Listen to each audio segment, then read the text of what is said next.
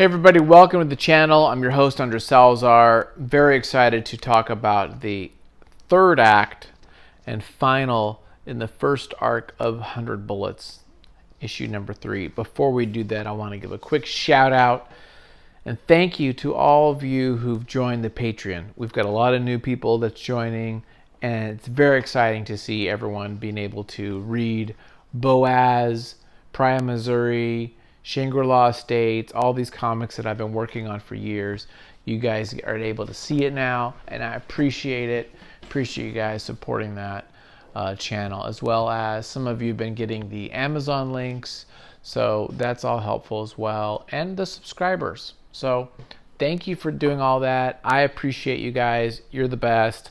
Those of you who are Patreon members, remember, you get to decide on some of the content of this channel. So make sure your voice is heard and let me know what are those topics or books or things you want me to discuss. And I'll do it because I'm here for you guys.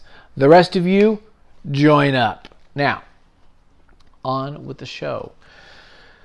This is really good. I mean, it's just, how many times do I got to say this? I'm going to say this every episode that we talk about 100 Bullets. I love it. I love this first arc. I love the crime. I love the real world, the Latina stuff. I mean, Dizzy looks great. It's just freaking awesome, man. And I got the whole crew to sign it. That's kind of neat. I even got Johnson to sign it.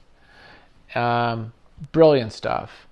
Very excited. Why don't we turn the camera over and get on it? Are you ready?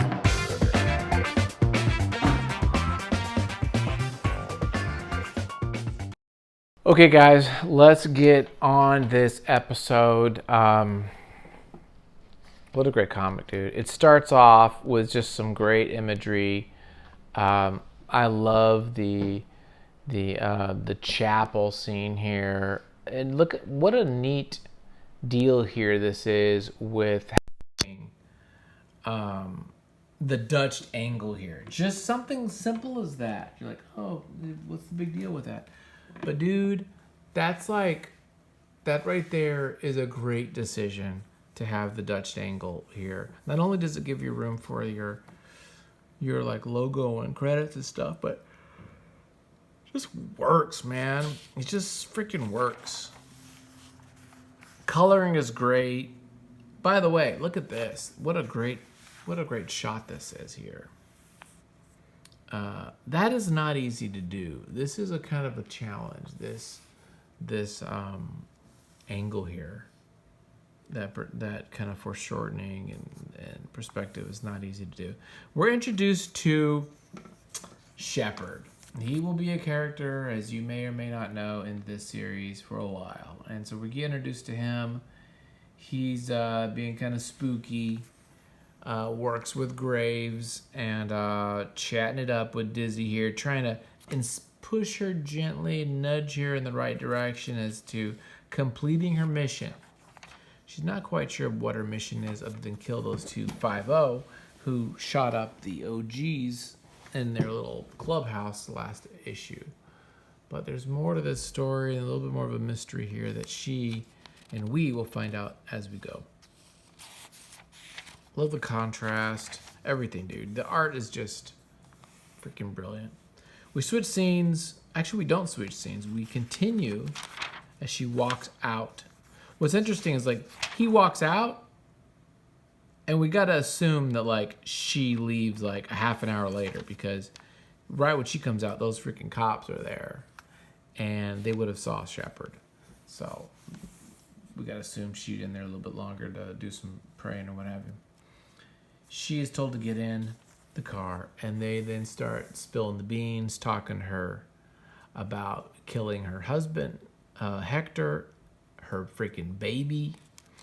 All this because Hector was still in the game, and he was causing problems with the cops, wasn't working with them, and they give her a clue. Here's an address to a place. Well, this place, she goes to this place. Well, guess where this place is? Some kind of a, I don't know if it's a meat packing place or some sort of a warehousey type of joint. But somebody's there. Who is it? Her brother. Now this is the same image from the first issue in the first panel. So I don't know if this is like the fast forward to that, or I think it might be. There he is, Emilio, her little brother, who's kind of gangstery. Now, why the cops dropped her off with him, we'll find out. They chat here about how Hector was working with the cops, and while she thought he went straight, he was actually still doing his drug deals and his gangbang and stuff, and that he was working with the cops now, and that they were kind of all buddies. By the way, just great lighting here. Kind of, I mean, Eduardo could do like horror comics. It's very much like horror, just in the way it's lit. This is a great panel too, by the way. Hopefully the light doesn't mess you up. I love this. I love this panel underneath the car. What a great idea. It's just a brilliant idea. You get the full figure silhouette in the back, his feet coming up. Really neat. Shows the weapons and stuff. He's like, no, dude, those cops didn't kill the OGs. I killed the OGs because I am hardcore. And guess what? I ain't worried about those cops because I work with those cops, son. And that was a little too much because now he gets shot by this mysterious man. Who is it? Oh, snap. It's them cops. And they have this little bit of kind of fun, little quirky sense of humor, kind of deadpan comedy, them too, a little bit.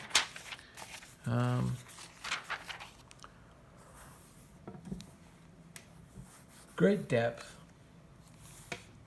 Just wonderful depth that they put in these panels here. You know, he's like, I didn't shoot you, he shot you. And they're just, oh, sorry about that, you know. Just kind of being kind of cutesy as they wind up trying to kill him.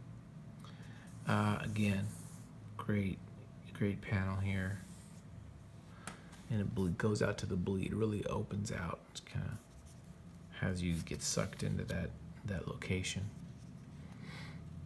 They break it down, basically saying, you know what? He's lying. Because Emilio set your boy Hector up. Emilio told us where Hector was going to be. Emilio was the rat. Emilio worked for us, but by doing that, framed or got Hector killed, basically. How you like them apples? And she's like, shit, what am I going to do? Yeah, Dizzy's the smart one. They're like, the girl's the smart one. And then she's like, boom, boom, boom, shoots them cops up. Now, she doesn't kill them yet. She gets them pre-jacked up, and they're like, what are you gonna do? You can't kill us. We're powerful. And she's like, so what, dude? Boom, boom. Dead. Kills the cops. Dude, Paul Pope. Great comic. I think I did Heavy Liquid. So Emilio's like, yeah, dude, we did this. Come on. We're awesome. And she's like, no, dude, that's not how we're rolling. She calls the cops, 911. She's like, sorry, bro. You're not part of my family no more.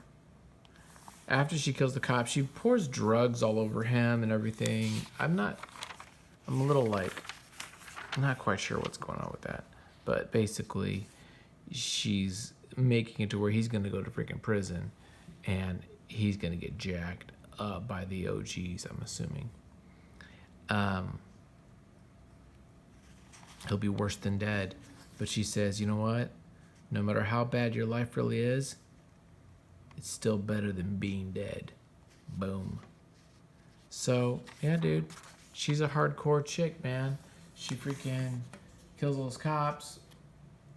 Her brother's life is pretty much ruined. You know, he'll be in a world of freaking hurt the rest of his life.